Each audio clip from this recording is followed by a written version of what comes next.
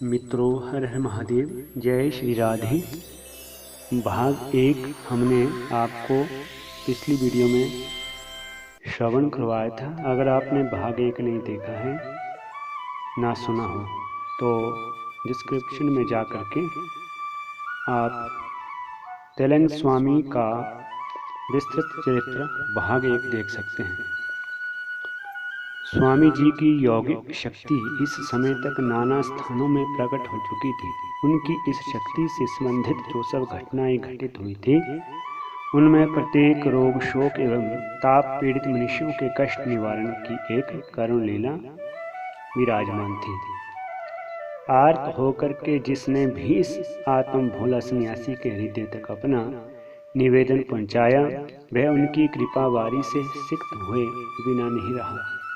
नेपाल छोड़ने के बाद तिब्बत एवं मानसरोवर की यात्रा समाप्त करके स्वामी जी नीचे समतल भूमि में उतर रहे थे।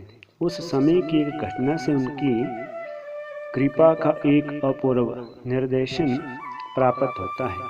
पहाड़ पर से नीचे उतरते समय स्वामी जी ने अचानक देखा कि मार्ग के बीच में एक स्थान पर ग्रामवासियों की बड़ी भारी भीड़ लगी हुई है। एक विधवा स्त्री 7 वर्ष के एक बालक को गोद में लिए हुए जोर जोर से करुण रुदन कर रही है। यह बालक ही उसके जीवन का एकमात्र सहारा था। उसके साथ जो लोग आए हुए थे, वे शव के अग्नि संस्कार की तैयारी कर रहे थे। इसी समय स्वामी जी धीरे धीरे चलते हुए वहां आ पहुंचे।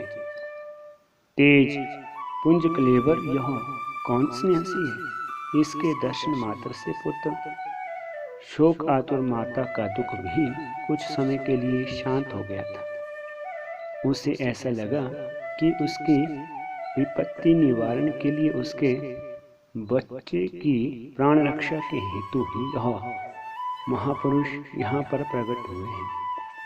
शोकाकुल माता ने उसी क्षण मृत बालक को अपनी गोद से उतार करके स्वामी जी के चरणों में लिटा दिया।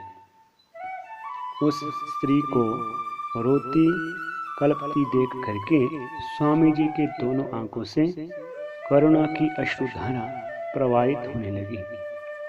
मृत बालक की ओर से वे धीरे पद से अग्रसर हुए। उनके दिव्य कर स्पर्श से मृत देह में धीरे धीरे प्राणों का संचार होने लगा। इधर हर्षोपल जननी और आनंद चकित जनसमूह की दृष्टि बिछा करके कब मनमौजी सन्यासी किस कंदरा में अदृश्य हो गए, यह किसी ने नहीं जाना।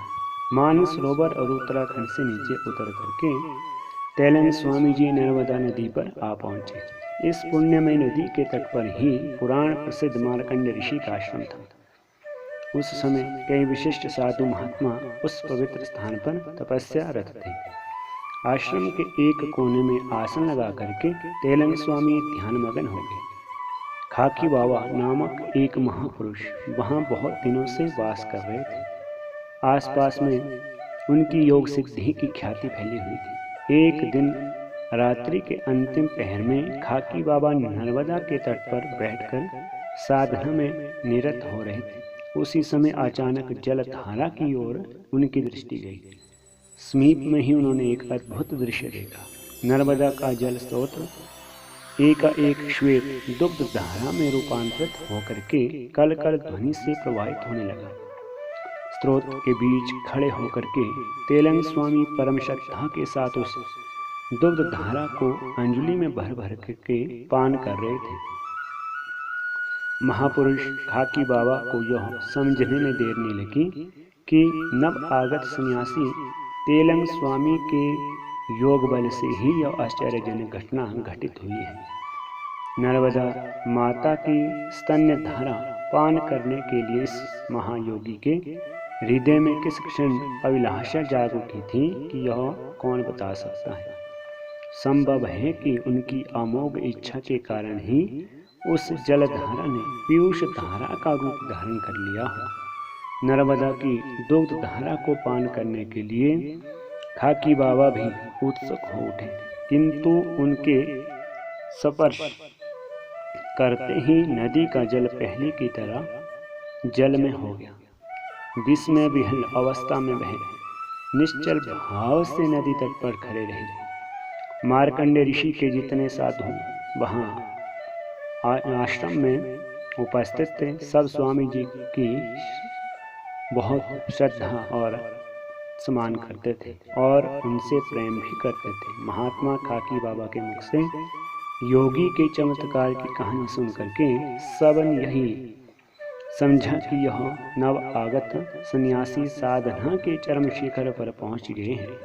उनकी यौगिक शक्ति का अनुमान करना कल्पना से परे है।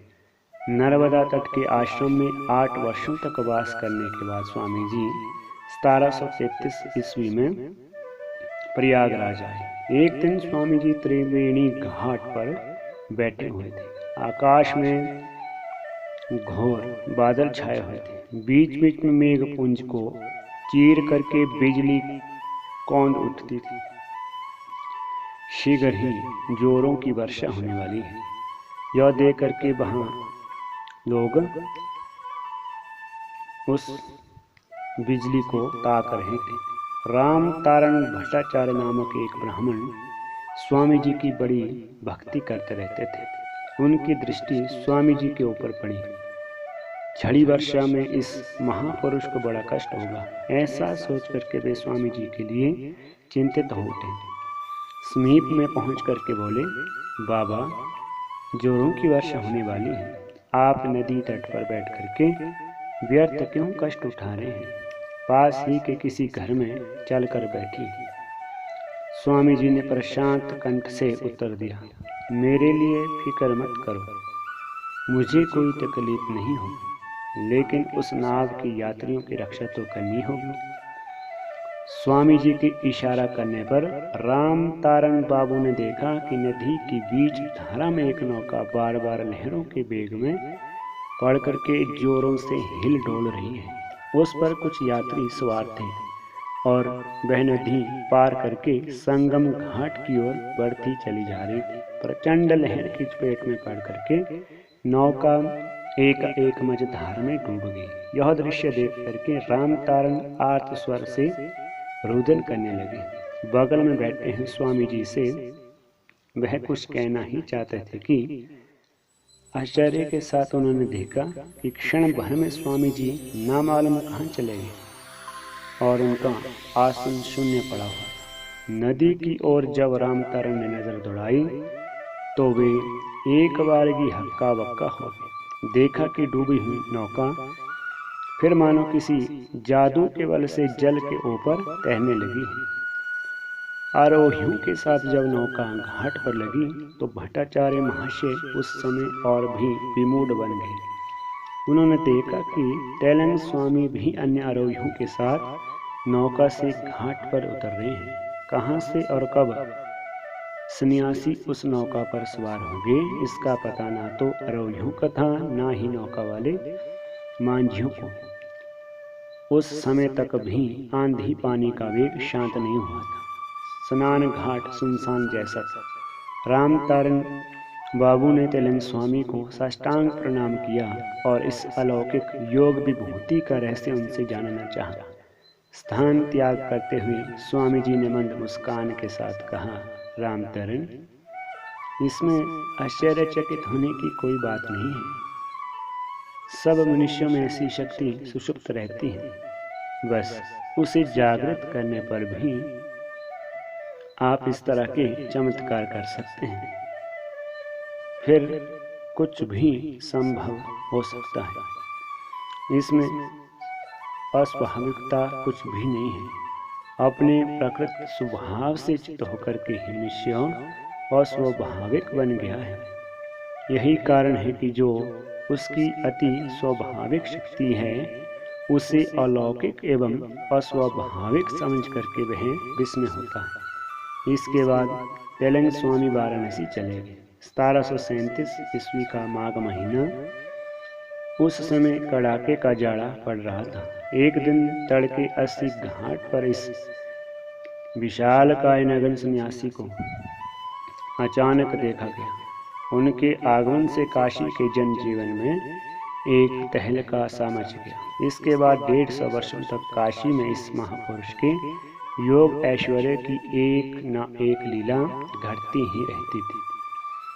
विश्वनाथपुरी काशी में वे सचल विश्वनाथ के नाम से विख्यात हुए और इस देश के साधकों में उन्होंने अभूतपूर्व प्रतिष्ठा प्राप्त की। भारत के कोने कोने से प्रतिवर्ष असंख्य पुण्यकामी यात्रा करने वाले यात्री काशी आया करते थे और इस समय भी आते हैं, किंतु उस समय जितने यात्री आते थे वे विश्वनाथ, अन्नपूर्णा, दशमेध यज्ञ, मणिकर्ण घाट आदि के दर्शन करने के बाद इस महायोगी का भी दर्शन अवश्य करते थे।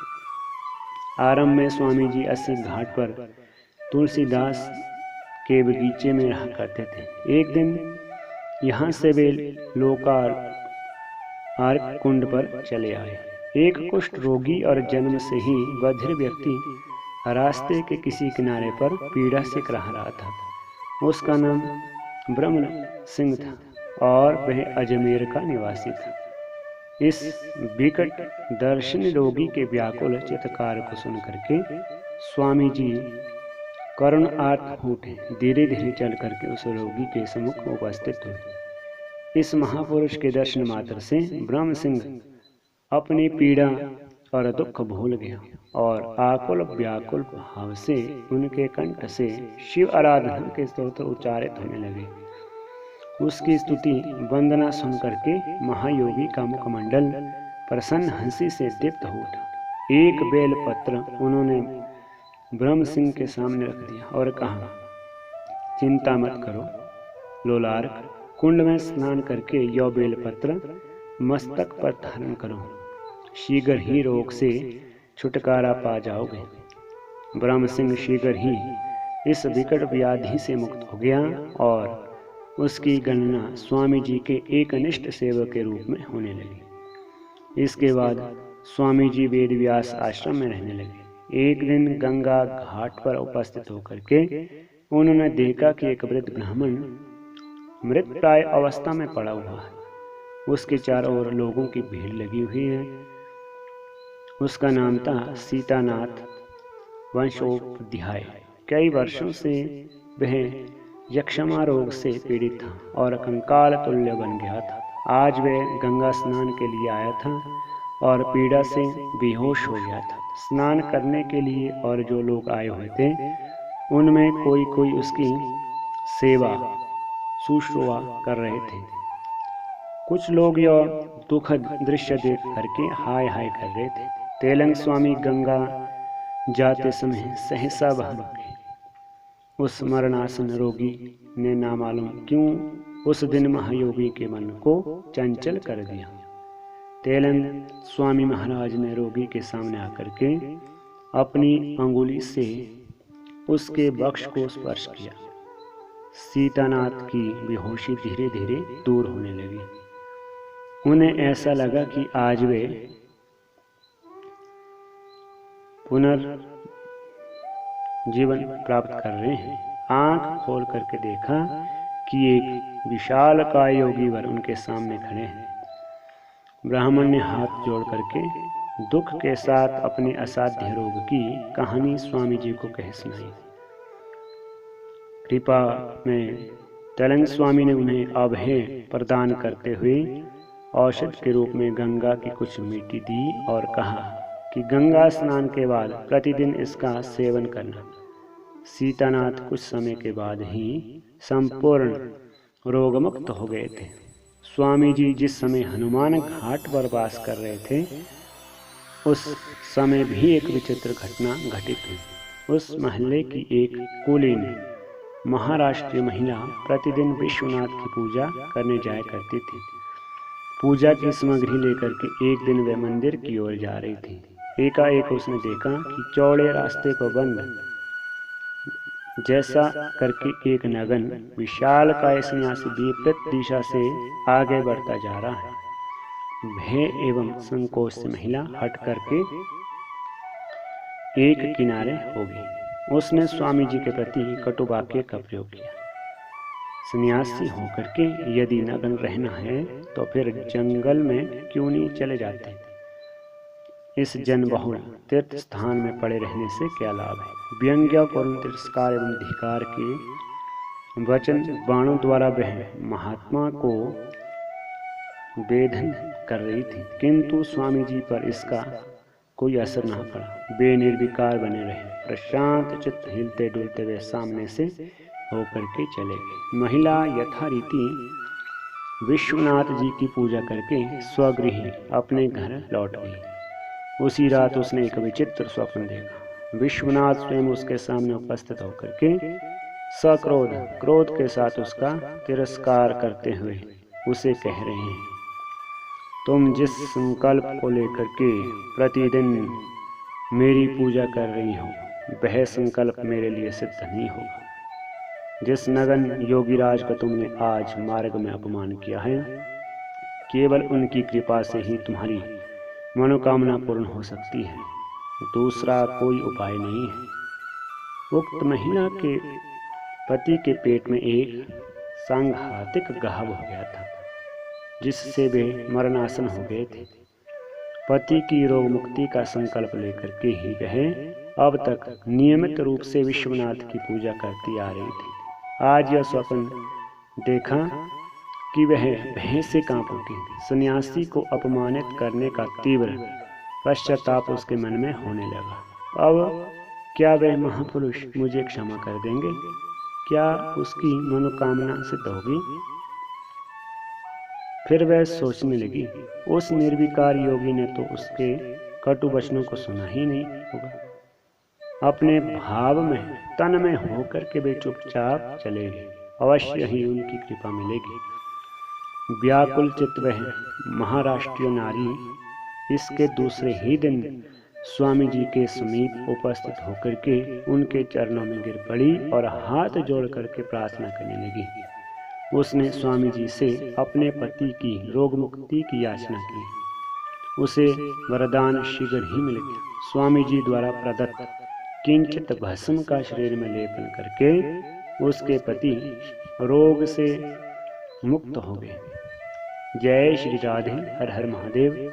मित्रों, तेलंग स्वामी जी का भागवतम शीघ्र ही हम आपके सामने उपस्थित करने वाले हैं। आप वीडियो को लाइक और शेयर करें। जय श्री राधे, हर हर महादेव।